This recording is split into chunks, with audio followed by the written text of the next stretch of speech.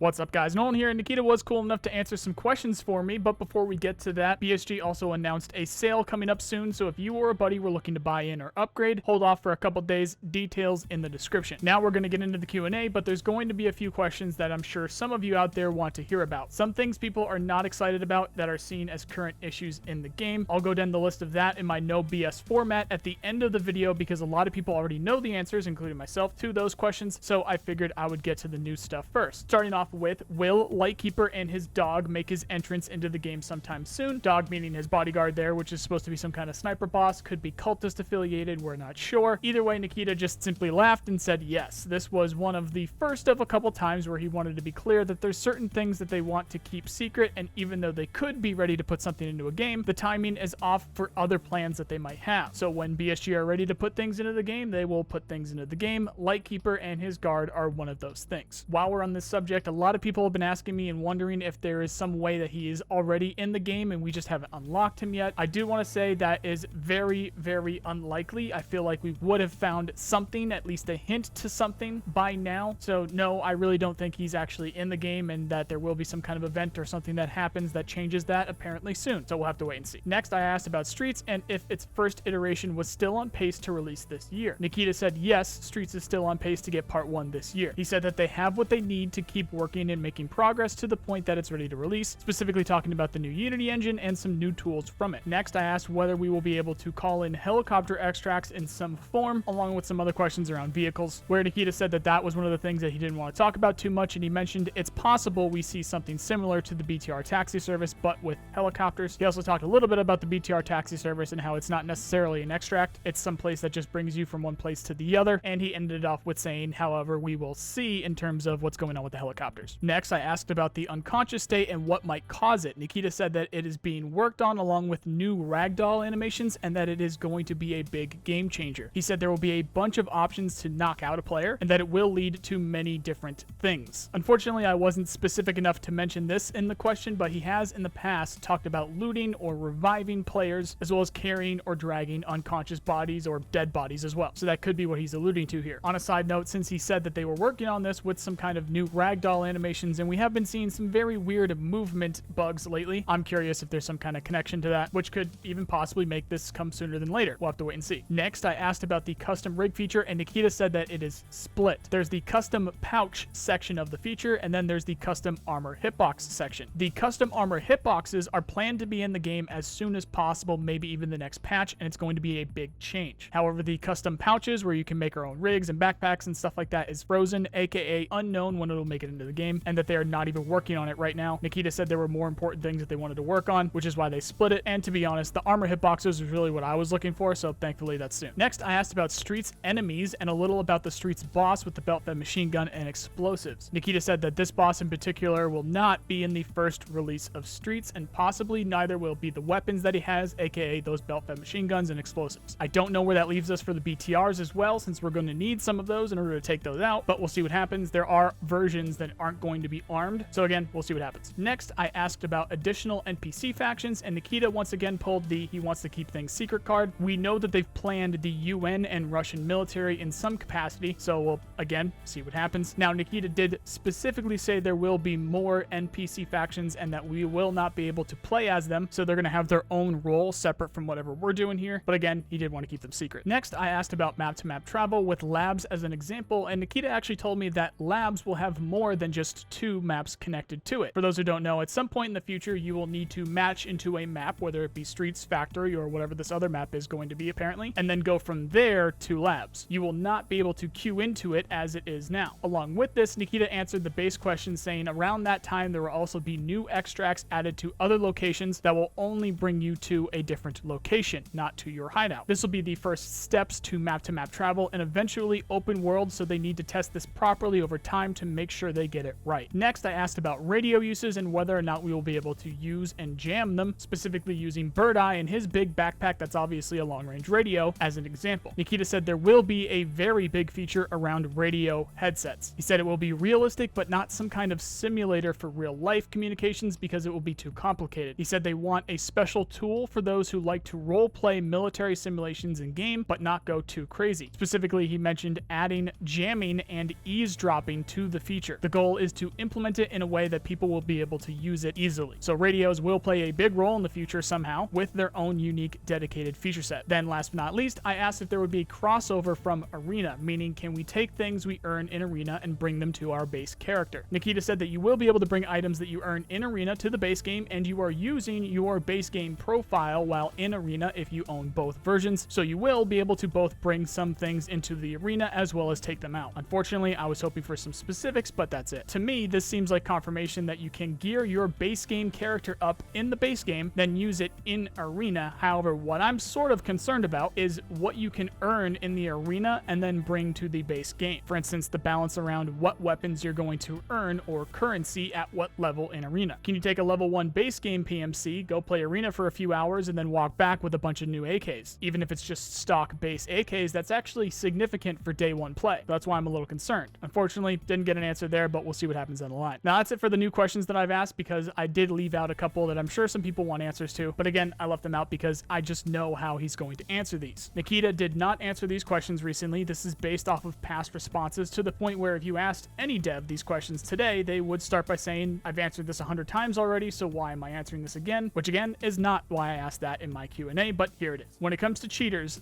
they are out there, they suck, and they're known about by the team, who have spent years trying their best to stop them along with the rest of the industry. This isn't just a Tarkov thing. There's cheaters plaguing every game right now. However, there aren't anywhere near as many as people think there are, because it just hits so hard when you think or you know you've been killed by one. However, chances are when that does happen, you're going to go complain about it, which amplifies the issue. So if you actually were killed by a cheater and not desync or some kind of bug or frozen game or something, since there are a lot of things that can happen just like that, if you want any proof, you can go find the countless clips of both sides of a streamer's stream where one streamer killed another streamer and it looks like the other one was obviously cheating, but the game just broke, which is a different thing, but we'll get to that in a second. The real problem lies behind what cheaters gain from cheating in this game, which is real world money. Cheaters can profit off of a game like Tarkov more than any other game, because dumbass players who are bad at the game and don't want to earn their achievements pay for the carries and things. Realistically, there's nothing more that BSG can do to limit that without causing too much damage to team play, in a game that they've already limited it significantly, while it's one of the major pillars that they want to keep in the game, squad-based gameplay. BSG wants us to play as a team of at least 2, if not 5, as much as possible, and are specifically developing a lot of the game around that. So that's BSG's hands tied specifically. Next would be anti-cheat. No popular game out there is completely winning the fight against cheaters, and to make things worse, the incentive is much higher for the real-world money that they get from carries. Cheaters will never go away in this game. They will only grow smaller, and the only solution to getting to that point is to get the shit for brains players out there to stop paying them for carries and stuff. If the money stops, then the will of the cheaters will dwindle, and realistically, that's the best that we can ask for. However, as long as the game is difficult, there will be children out there who will pay for it to make it easier for them, so that's going to give the cheat developers incentive to work harder, even harder than the anti-cheat developers at times, so they can make it work. That's just the reality of the situation. And speaking of that, that doesn't mean the job's done. There's still plenty of development and updates that are coming with the anti-cheat system to try and catch them as soon as possible, along with people that are reporting them. So it's not like it's considered a non-issue, it's just that it's something that's sort of a continuous work in progress. They're never going to go away, but it doesn't mean they're never going to stop fighting them. So they're not going anywhere anytime soon, and talking about it only promotes it and makes it seem worse than it actually is, which is why the cheat community makes bots to talk about it, as well as do their best to fearmonger about it everywhere that they can. It's because it works in promoting the services to the dumbasses. It's also why I don't talk about it as much as possible. The second big topic was, I'm sure, around desync and bugs and stuff like that. The game is in development at a crucial point where it's possible the team may have needed to rip out a portion of it in order to roll back and release something public on schedule. That's a wild accusation. That's just sort of how I see things going, since they were talking a lot about this patch and then they didn't end up releasing a lot. But hey, maybe that didn't end up happening. That's just what I think could have happened. However, it's possible that a lot of these issues will go away once the game is in Unity 20, meaning that we're in kind of a weird gray zone where the fixes already exist on a certain version of the game. Long story short, we'll have to wait and see what happens along with that upgrade and all the new other bugs that'll pop up with it, as tends to happen with game development, which is what's going on right now. Again, these weren't from Nikita because I wanted to pick questions that I think would get good answers for, and these are questions that we know the answer for, so that's why I didn't ask them. That is everything that I had for my Q&A with Nikita, so big thanks to him. I really know that he's a busy guy. You can actually hear his phone constantly going off in the recording of the answers, which, while on that subject, I'm not actually sure if he wants me to put up the full voice out there or not, so I'll ask him, as I'm sure a lot of you guys want to hear that. However, since he's feeling better, I'm thinking we might get a podcast or something soon, whether it be a Tarkov TV or the thing you wanted to do with clean about weapon balance. Nikita did tweet today talking about Tarkov TV and a Q&A, and here's that Q&A, so maybe Tarkov TV isn't too far behind. Maybe we'll get some clarification on what was talked about here, which on that subject, let me know what you guys think about all of these questions and about all of these answers in the comments. In terms of the other stuff, I will, of course, as always, let you guys know more once I do. Quick plug here for the Pray for WiP and Sons of Soon shirts and hoodies. Link below if you like what you see. Thank you guys for the support. But for more Tarkov news and content, follow me on Twitter or check out these playlists here. If you like this video, then you know the drill. Please subscribe. I really appreciate the people who do. If you're looking for people to play with, check out our Discord. Links below if you're interested. Otherwise, I hope you have a nice day. See you guys.